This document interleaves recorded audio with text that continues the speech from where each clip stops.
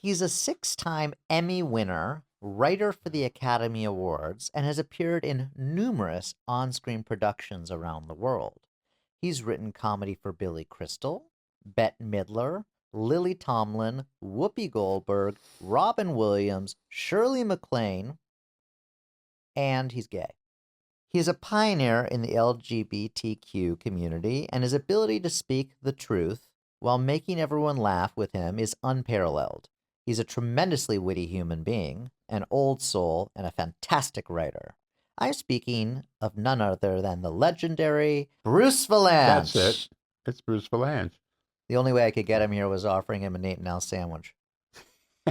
No, you offered me two guys named Nate and Al. Yeah, exactly. Which one tasted better? Nate. Oh, of course. We can start with me telling you you look like Robert Evans at the beach.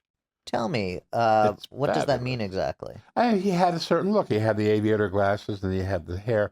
Well, he had the hair slicked back when I first met him when he was younger. And then later on, he had a variety of do's. And in fact, one of my signal Hollywood moments of all time was when I was there for dinner and the butler, Alan, took me into the wig room, which rivals Dolly Parton's wig room. Dolly Parton has a wig bus. Oh, my God. I mean, you go on, she has this Are you tour close bus. with Dolly?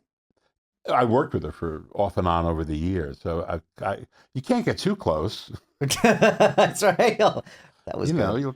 You'll take your eye out. Yeah, I know, right? But or deflate them.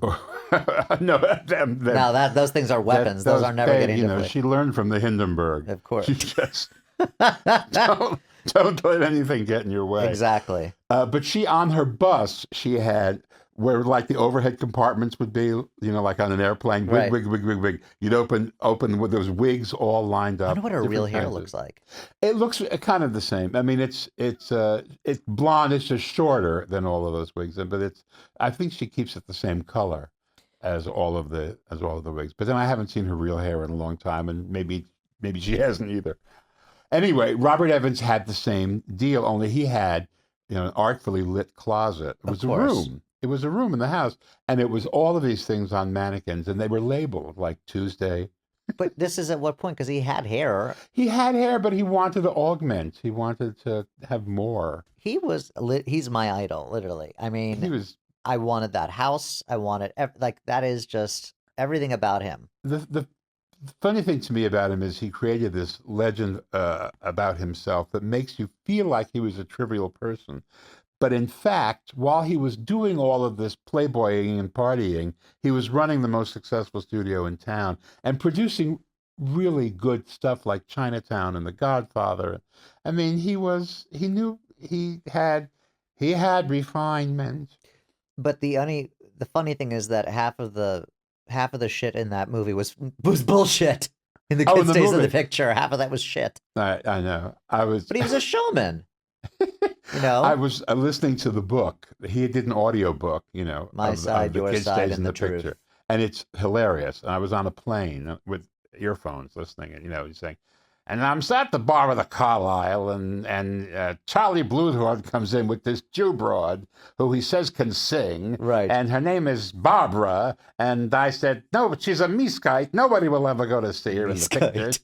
And he's going on, and it was wonderful, but I had a cocktail and I drifted off. Yeah. And I woke up a few minutes later and he was still talking in my ear, but I didn't realize I had headphones. And I just kind of turned and there was a guy sitting next to me. And I was thinking to myself, how is this guy talking without moving his mouth? And yet I'm hearing him and he's telling me all these intimate stuff. Then, of course, it occurred to me. Okay, I'm going to say a name of a person, and let's see how quick you are. Let's see how good you are. Billie Eilish. It's the quickness test. Billie Eilish. She doesn't speak to me because I'm not a depressed teenager. I think she speaks to depressed teenagers brilliantly. I watched her on SNL, and I've seen her. I haven't seen her live, and I've listened to her, and I get that for her audience, she's perfect. I always think it's interesting when the Grammy, the Recording Academy, which is not composed of depressed teenagers, gives an award to someone like that because they want to be on point.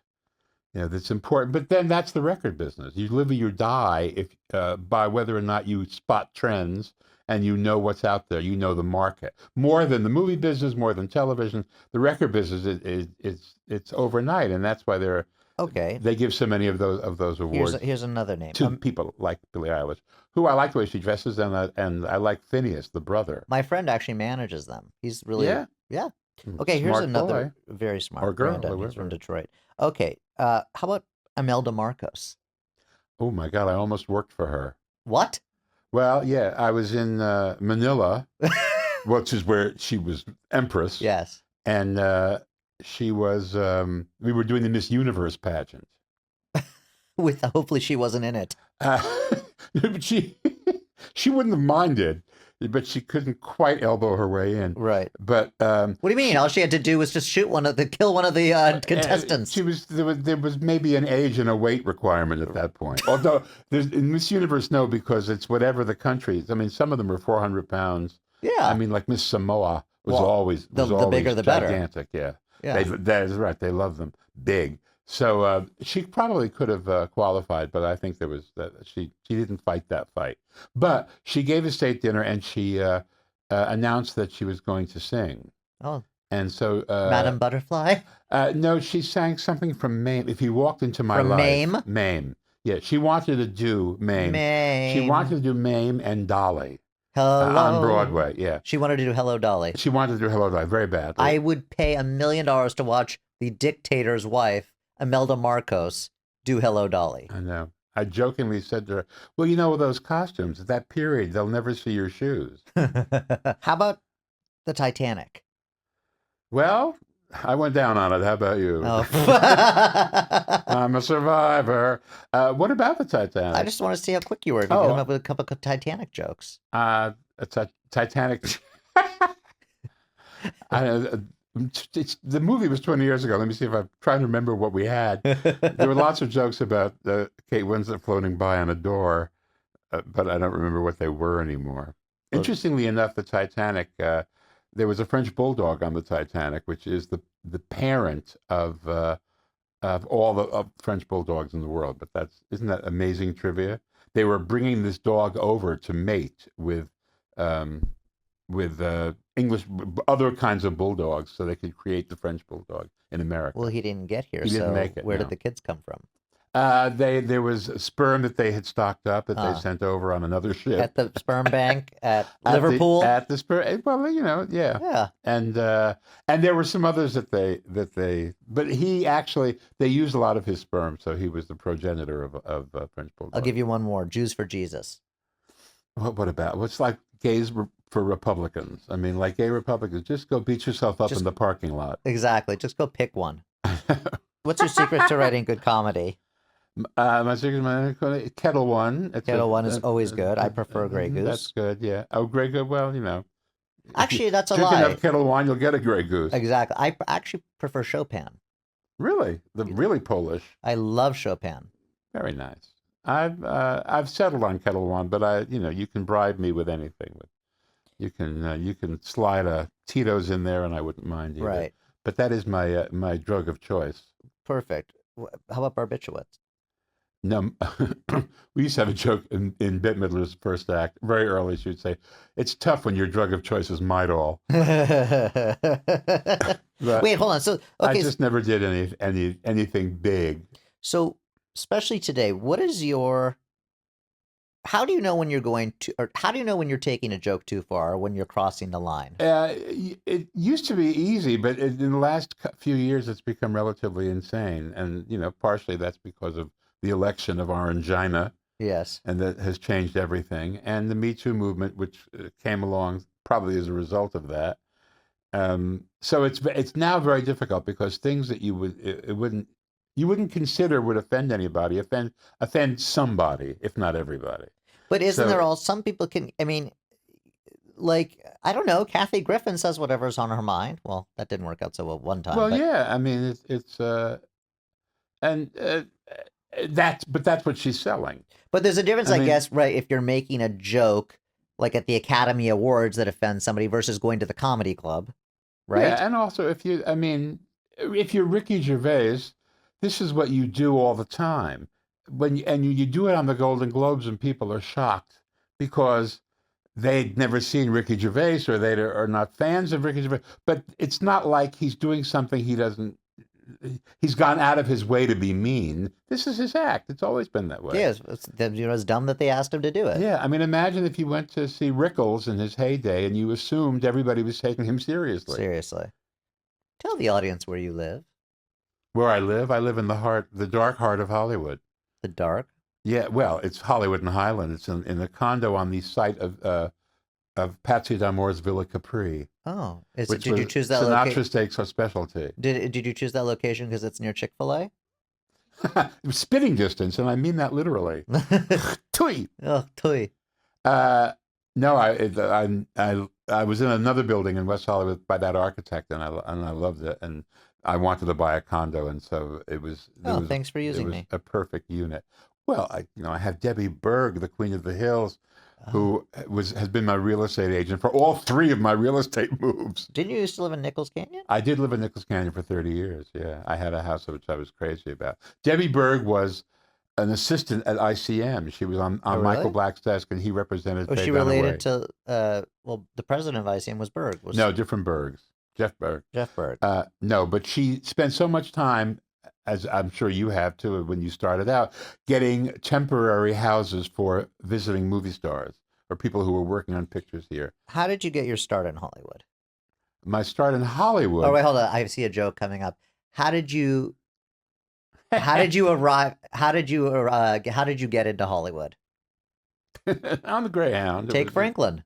Take Franklin. Fountain. That's Betty Davis. It was Betty Davis. Take Fountain. Take Fountain. Do you have advice for any young actors? Take Fountain. Exactly. She said on Johnny Carson, and now there's a billboard with Jimmy Kimmel hugging Guillermo. Oh, really? Yeah, and it says they took Fountain. Okay, tell me about your red glasses. Why is it your signature move?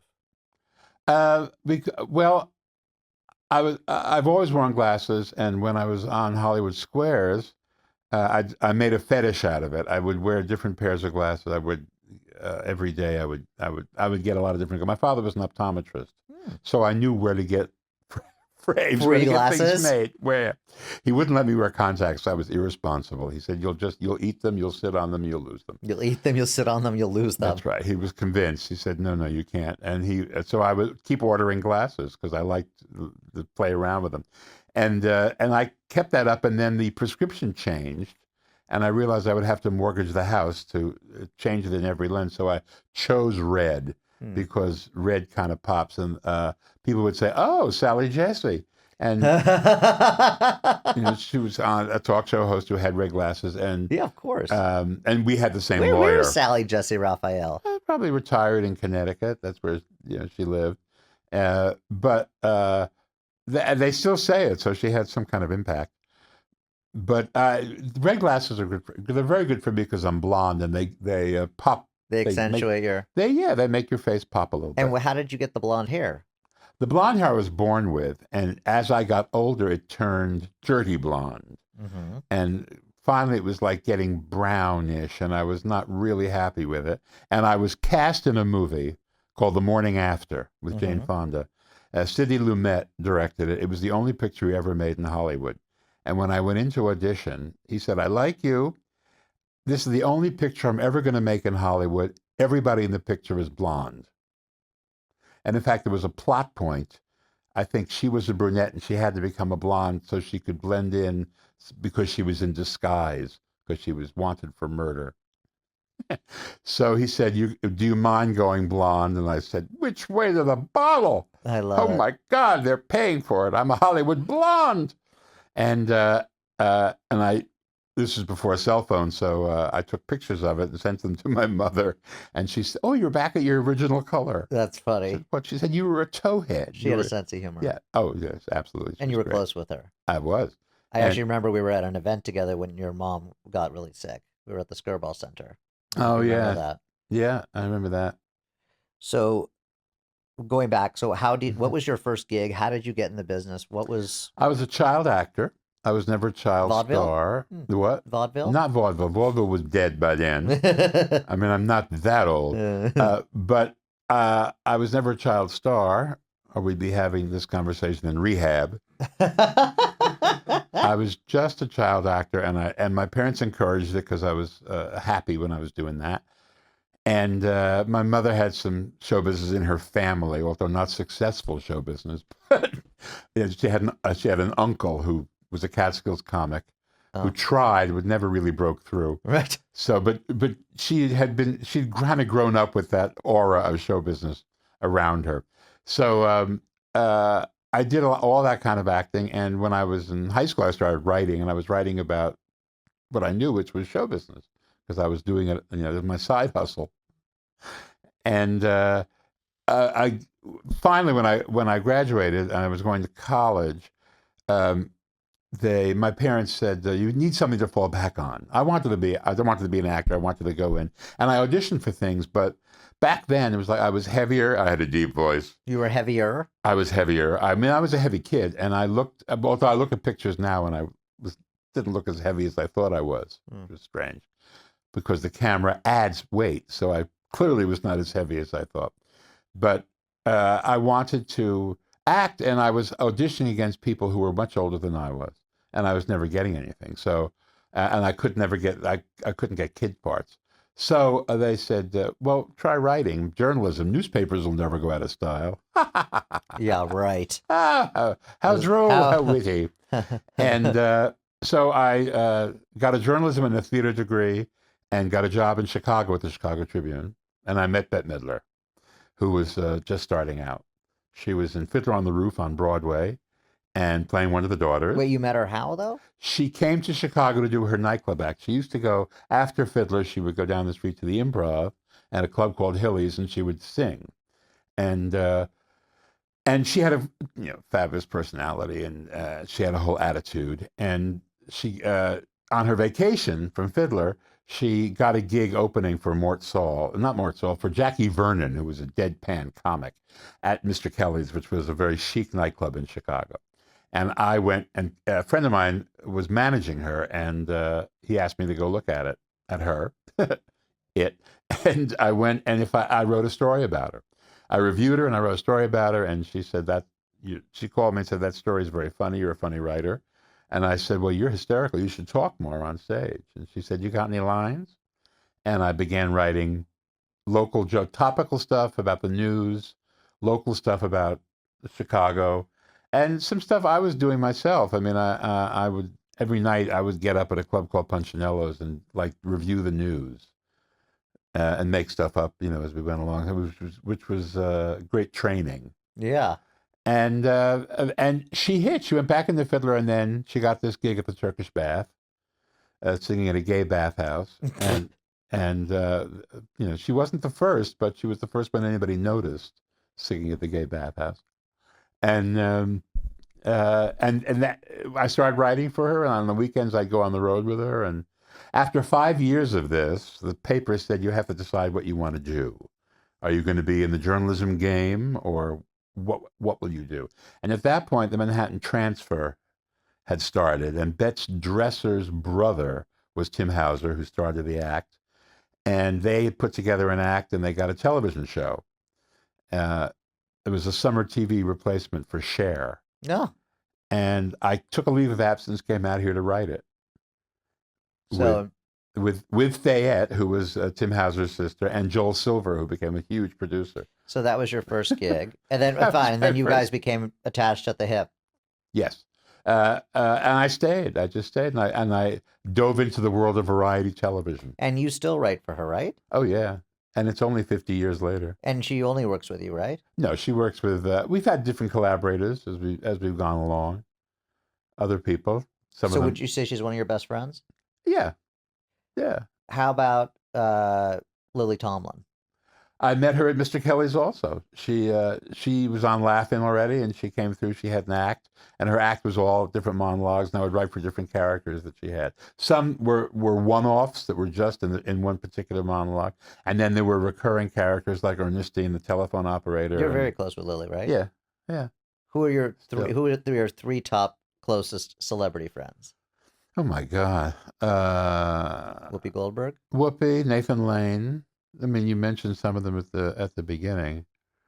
Barry Manilow, who was Bette's piano player. Are you close to RuPaul? We're friends. I've known him for a long time, and I've been on the show a lot, being a comedy mentor. On And RuPaul's Drag Race? yes, I've been in a few seasons of That that. produces my show also, World of Wonder. World of Wonder, Fenton and Randy. Well, they did a pilot for my talk show.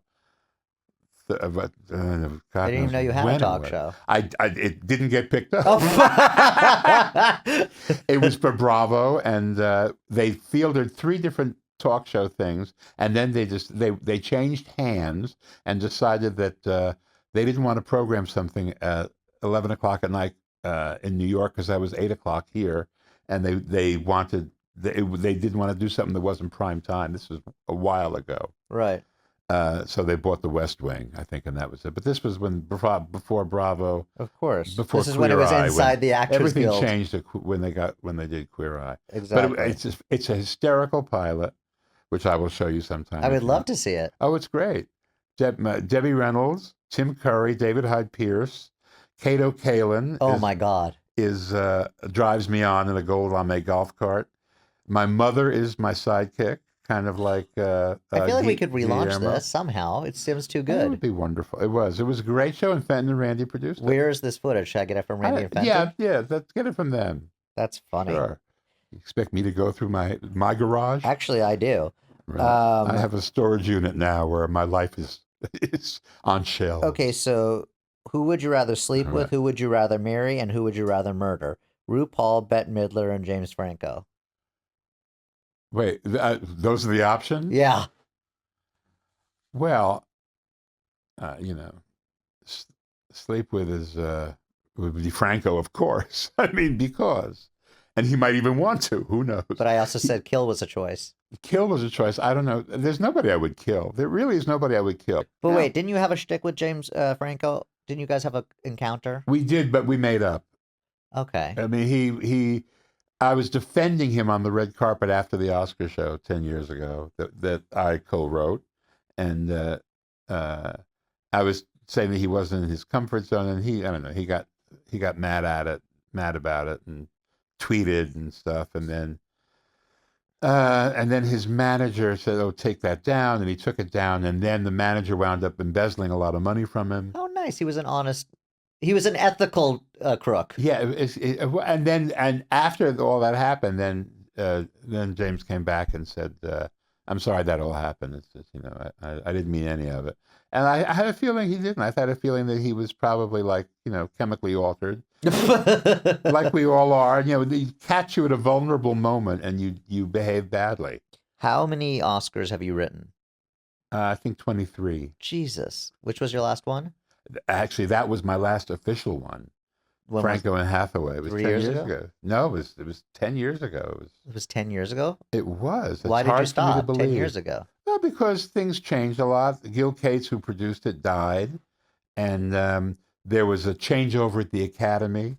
All the senior administrative people at the Academy left, and fresh blood came in. And suddenly there was a purge.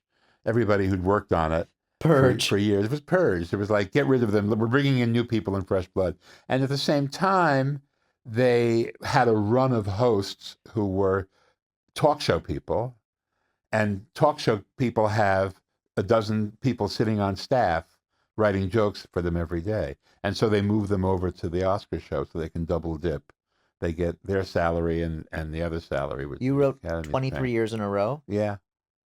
Jeez. Yeah. Now, what was the I can't remember. When I was younger, they always used to talk about the Billy Crystal one. Like, what did he do that was so fun? That was a big one. There were a few things. The most famous one was where we threw out the script because Jack Palance came out and when he won his Oscar, he did a series of one-arm push-ups on stage, and it was just so ridiculous. It's such a gift when somebody makes a fool of themselves that early in the show. Oh, It was yes. the first category, so we could could make a running joke out of it Throughout for the rest, the of evening. course. And the audience was crazy, and we won the Emmy for writing it, because we tossed out a lot of the script and we just started putting in. How many Jack Emmys do you Palance have? stuff. 6. two for Oscar shows. Did you know Robin Williams? Oh Of course yeah, you did. Duh, he was in your yeah. movie. He's in the movie, and he and my mother are the stars of that movie. Yeah, I adored him. He was the greatest, Did and he have I a was manic also personality? the what? Did he have a manic Oh yeah, personality? of course. Yeah, but he was capable of damping down. I mean, if he was out, if we were, he had to be Robin, but when you were just with him, I mean, he could get very quiet and introspective and civilized, and then and then be Robin again. But that was also, it wasn't an act. I mean, he genuinely sparked off of everything that he saw in the world, and he was quick. He was incredibly quick. People would ask me, "Is it spontaneous?" I'd say, "Well, it is the first time, Hmm. But like all good vaudevillians, he when it worked, he would incorporate it. He would embroider. He would continue to build his material so that he had an arsenal of stuff that he could do. His genius was making it seem like he was coming up with it on the spot, and some of it he was. Did it surprise you when he died? Uh, no, it didn't surprise me, but I didn't know he had this disease. Hmm. I thought he had Parkinson's, and I thought that he was uh, in a severe depression because he couldn't be Robin. And You thought he had Parkinson's? yeah, I mean, that's what we were all told at the beginning, that What did he have? he had a much more extreme version of it that has its own name. It's a syndrome, and it's fairly rare, Huh. and I can't even think of the name of it. Question though, on Hollywood Squares, did you ever get claustrophobic in that box? No, no, because you're on stage and your focus is elsewhere. Although I did, I mean, it is small but cozy, kind of like a car, like a sports car.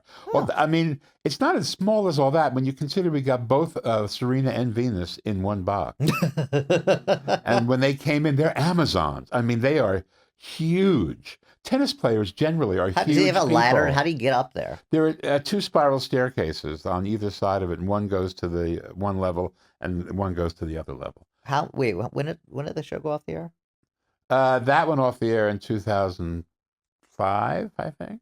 And That what was? version, or Did you produce it? no, I was the head writer, and I was a square. Right. Who produced it?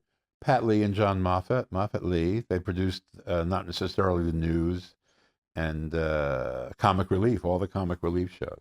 But that was the third iteration of it. It had been on. It started in 1967 on NBC every day, and it was on 14 years.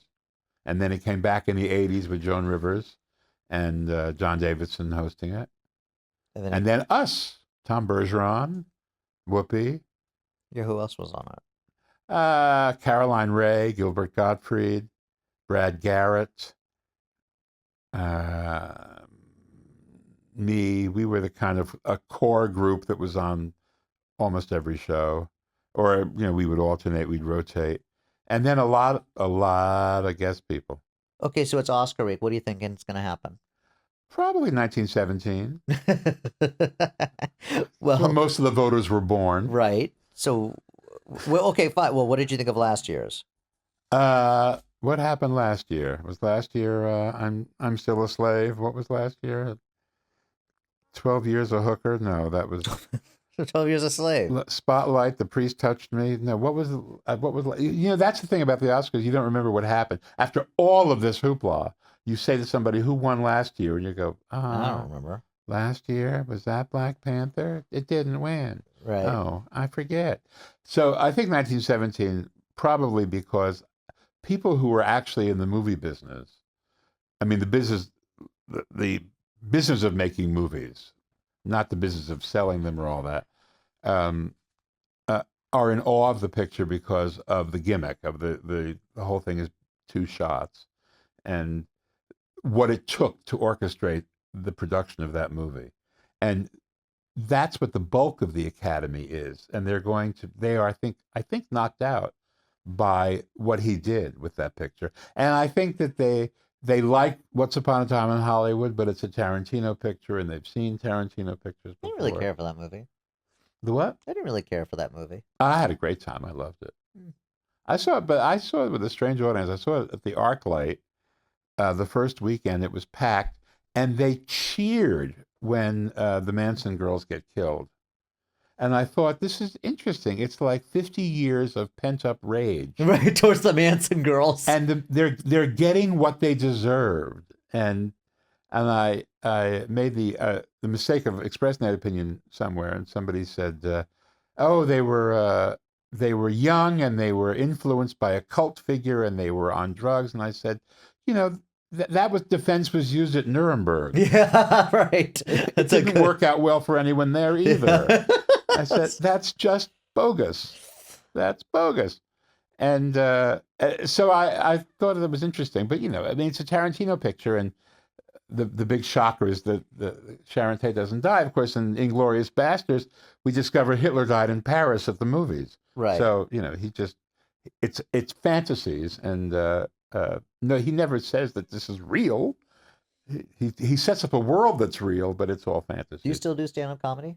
Yeah, I do sit down. I come and I tell stories. Like this. I yes. don't do. I'm not a club comic. The energy is so weird in clubs. Where, first of all, people who goes to a comedy club. Exactly. Do you know anybody who goes to a comedy No. club? Yeah, me sometimes.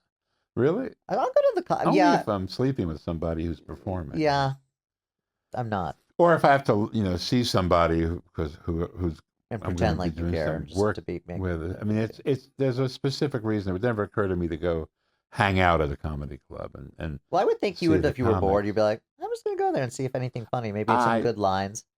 No, I suppose. What about? Okay, fine. So what are you working on then now? Well, I'm working on that play and a couple of other things that I can't talk about because they're all in development. I have nothing to plug. Although February 22nd, I will be in Palm Springs with Judy Gold doing a show that we have called Big and Tall. I am the big. And She she's the is tall. the tall. And it's very funny. It's two gay Jews carrying on. So and wait, is it at that playhouse? It's at actually it's at the CVC, the Coachella Valley Are they Rep. going to say the pharmacy? That's why they can't use those initials. Right. It's Coachella Valley Rep, which is the old IMAX theater in Cathedral City, which is now a legit house. It's the only equity company in the Coachella Valley. And so we're doing a benefit for them because they spent so much money to build a real theater or to convert. So they're not paying you? No, they are paying. Oh, good. It's nice. Okay, the thing good. about benefits is you're part of the margin. I mean, the musicians get paid, waiters get paid, everybody gets paid, but the performers. So and that's kind of changing. Have you ever done a wedding? No. Would you?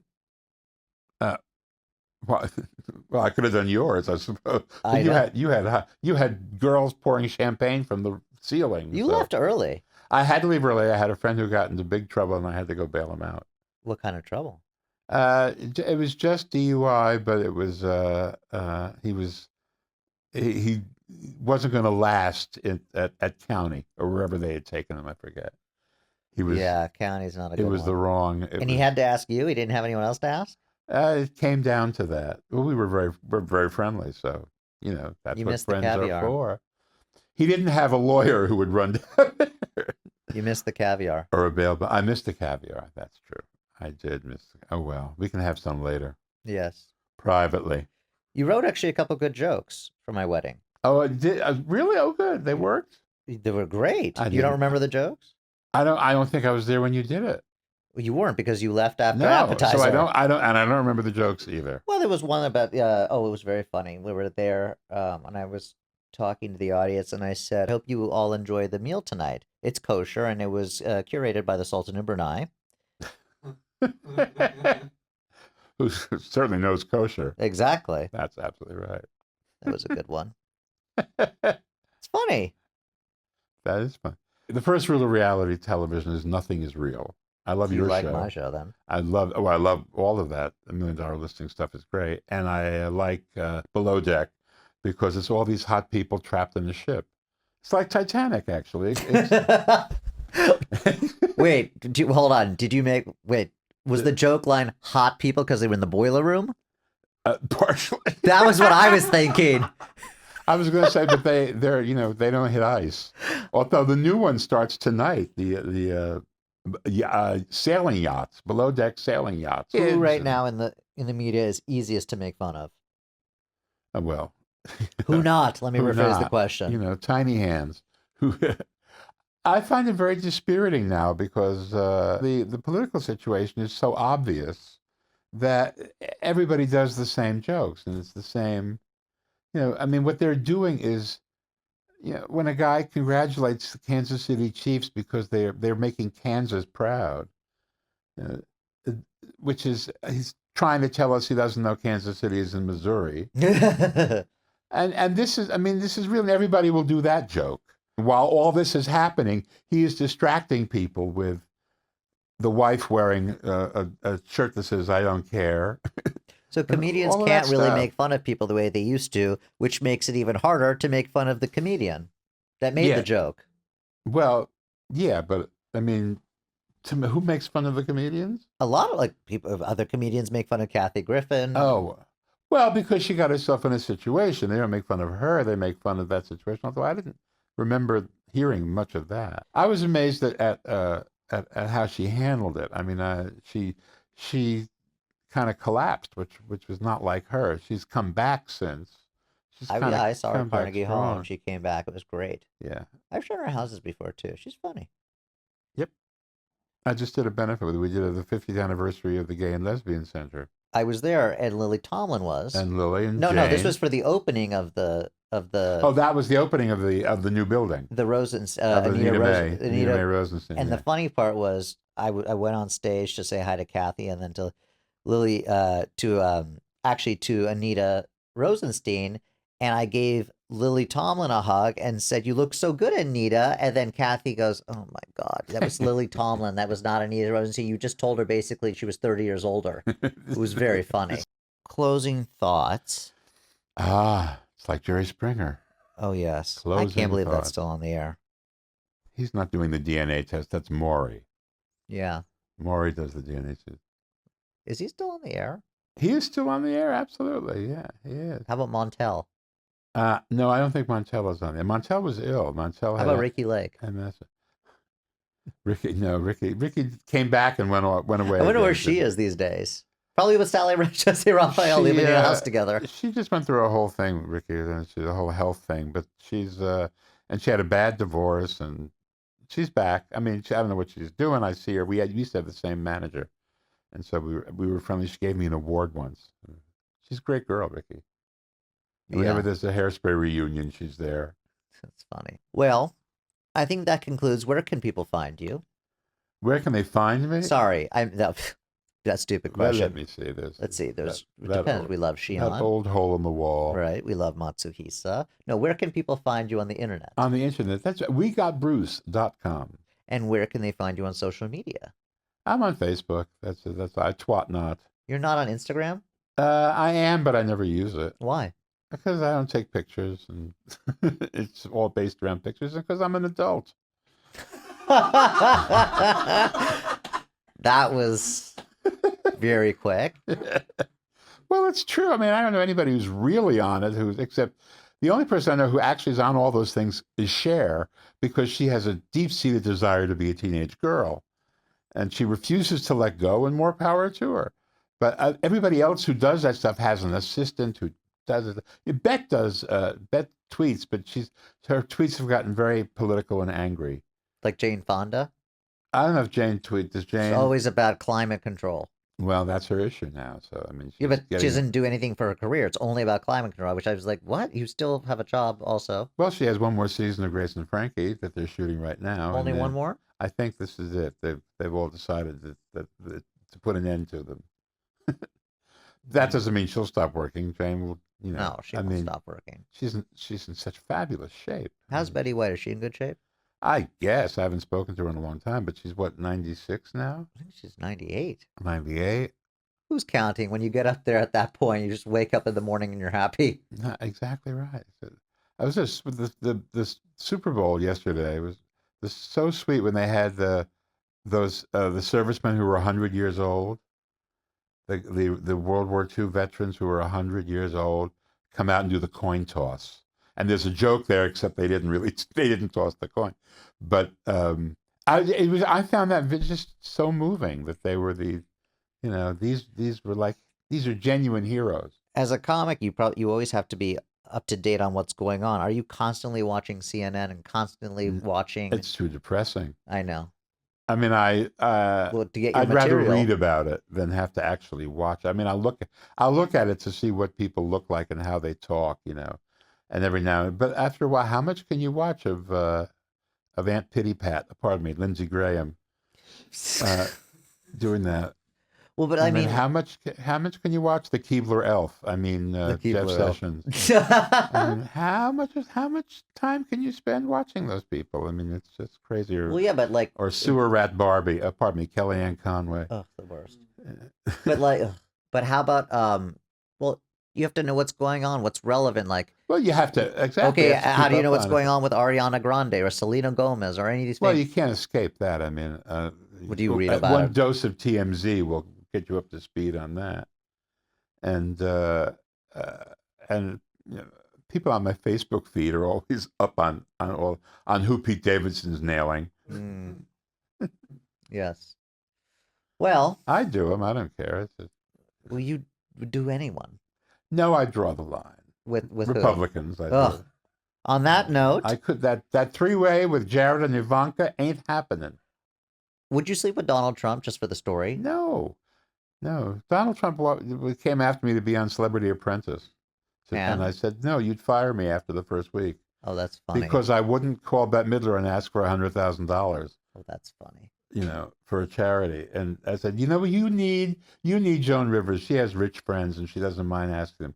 And he called her and she won. She went all the way on that show and raised a lot of money for I actually interviewed charity. Melissa for this podcast. I did Melissa's podcast. Really? Or yeah, but we didn't shoot. It wasn't a film tape. Well, I'll have to go to dinner one day together. Oh, I yeah. love her. On that note, I don't know. Thank you, folks.